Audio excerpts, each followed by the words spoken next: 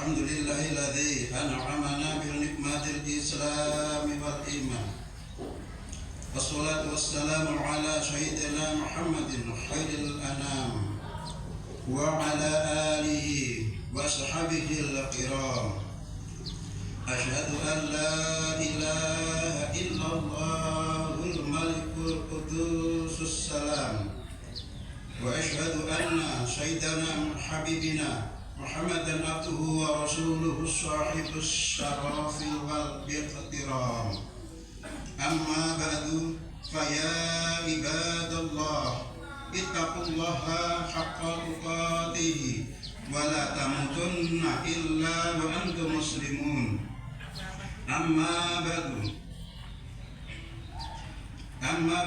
عباد الرحمن، فإني أوصيكم ونفسي بتقوى الله المنان القائل في القرآن العظيم: أعوذ بالله من الشيطان الرجيم، بسم الله الرحمن الرحيم.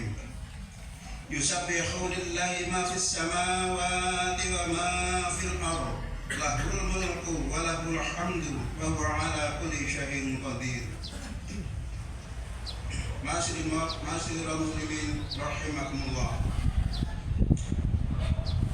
Marilah kita bersama-sama istiqomah dalam meningkatkan takwa kita kepada Allah Subhanahu wa taala dengan kita berusaha menjalankan perintah-perintahnya Allah dan selalu berusaha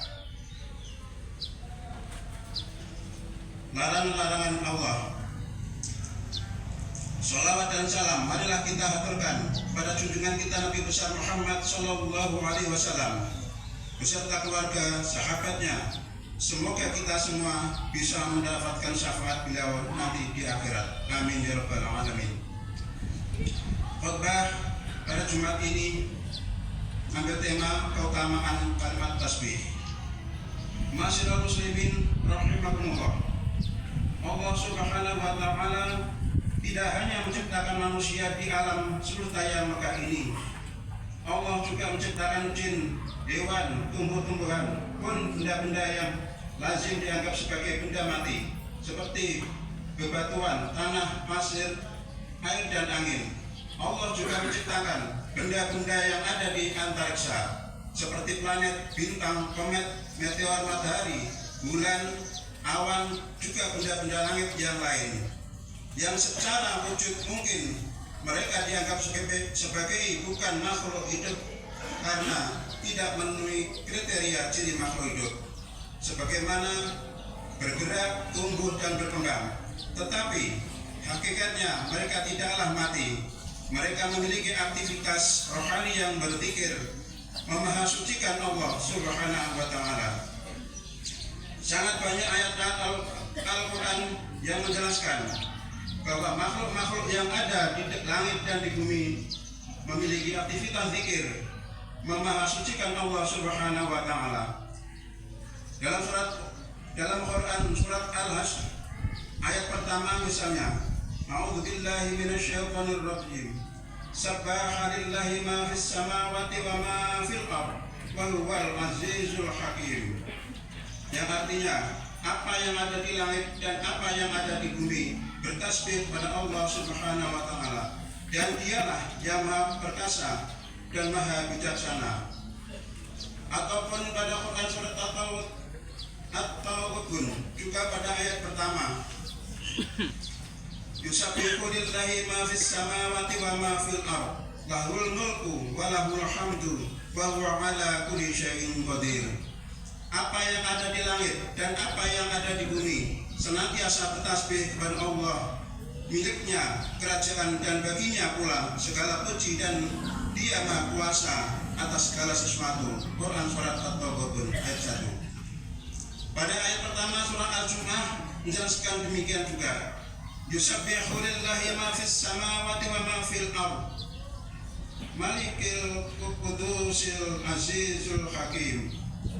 Yang artinya, apa yang ada di langit dan apa yang ada di bumi senantiasa bertasbih kepada Allah, Maharaja yang Maha Suci, yang Maha Perkasa, Maha Bijaksana. Quran surat Al-Jum'ah ayat 1. Penjelasan Ibnu Katsir tentang tafsir surat Al-Jum'ah ayat pertama ini adalah Allah telah memberikan informasi kepada kita melalui ayat-ayat sucinya bahwa seluruh makhluk yang ada di langit dan di bumi, yakni benda-benda yang ada di antara langit dan bumi, semuanya bertasbih kepada Allah Subhanahu wa Ta'ala, baik makhluk yang memiliki akal maupun yang tidak memiliki akal. Mari kita simak satu lagi ayat lain yang menjelaskan mengenai hal ini. Dapat kita lihat pada surat Al-Quran, surat Al-Isra ayat 100 ayat 44. A'udzubillahi minasyaitonir rajim. Tusabbihu lahu samawati sab'u wal ardu wa man fihinna wa in min syai'in illa tusabbihu bihamdihi walakin la tafqahuna tasbihahum innahu kana haliman ghafura. Yang artinya langit yang 7, bumi dan semua yang ada di dalamnya bertasbih kepada Allah, dan tak ada suatu pun melainkan bertasbih dengan memujinya. Tetapi kamu sekalian tidak mengerti tasbih mereka. Sesungguhnya Dia Maha Penyantun lagi Maha Pengampun. Surat Al-Isra ayat 44. Ma'asyiral muslimin rahimakumullah. Dari ayat-ayat di atas lebih menjadi bukti nyata bagi kita bahwa makhluk sekalian alam senantiasa memuji dan bertasbih kepada Allah Subhanahu wa Ta'ala. Hanya saja kita sebagai manusia dengan penuh keterbatasan tidak diberikan kemampuan oleh Allah untuk mendengarkan tasbih-tasbih mereka. Tetapi manusia yang diberikan kemampuan oleh Allah tentulah mampu mendengarkan tasbih seluruh makhluk yang ada di langit dan di bumi, sebagaimana pernah dialami oleh baginda Nabi Muhammad SAW. Di dalam hadis Abu Dzar radhiyallahu anhu disebutkan bahwa Nabi SAW pernah mengambil beberapa batu kerikil dan dipegangnya. Maka beliau mendengar suara tasbih. Batu-batu kerikil itu mirip dengan suara rintihan pohon kurma. Hal yang sama pernah di tangan Abu Bakar, Umar dan Utsman radhiyallahu anhum. Bertasbih adalah salah satu bentuk zikir yang memiliki keutamaan luar biasa. Bertasbih artinya memahasucikan Allah, meyakini bahwa zat Allah itu bersih dari segala aib dan kekurangan. Tidak ada sesuatu pun yang menyerupainya, baik dari sisi nama-namanya yang agung maupun dari sifat-sifatnya yang mulia. Tasbih adalah salah satu kalimat yang paling dicintai Allah, sebagaimana yang disebut dalam salah satu hadis Nabi sebagai berikut: Ahabbul kalami ilallahi an yaqula abdu subhanallah wa bihamdih. Yang artinya ucapan yang paling dicintai Allah dari seorang hamba adalah ucapan memasucikan Allah dan memujinya. Hadis riwayat Tirmidzi dari Abu Dzar. Banyak waktu luang yang kita miliki dan itu sering terbuang sia-sia. Kita buang waktu itu untuk berbicara yang tidak bermanfaat, untuk melakukan hal-hal yang tidak berfaedah, atau terbuang untuk melakukan aktivitas tidak membuat kita lebih dekat dengan Allah Subhanahu wa Ta'ala.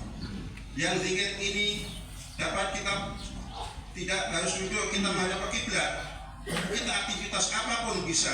Seumpama seorang supir atau seorang pedagang atau seorang petani, sopir sambil berjalan dengan zikir untuk hati supaya dekat pada Allah Subhanahu wa Ta'ala. Petani bisa juga, semua aktivitas tidak menghalangi zikir kepada Allah Subhanahu wa Ta'ala. Tasbih merupakan kalimat yang ringan diucapkan tetapi memiliki bobot nilai yang sangat besar, seperti keterangan dalam sebuah hadis yang diriwayatkan oleh sahabat Abu Hurairah yang berbunyi: kalimatani khafifatan 'ala lisan, kalimatani khafifatani 'ala lisan, saqilatani fil mizan, habibatani ila rahman subhanallah wa bihamdi subhanallahil azim. artinya bahwa kalimat yang sangat ringan diucapkan lisan seperti menjadikan beratnya timbangan amal dan menjadikan tambah di jalan Allah Subhanahu wa taala, yaitu subhanallah walhamdulillah subhanallah wal azim subhanallah wa bihamdihi subhanallahil azim. Hadis riwayat Muslim. Ma'asyiral muslimin rahimakumullah.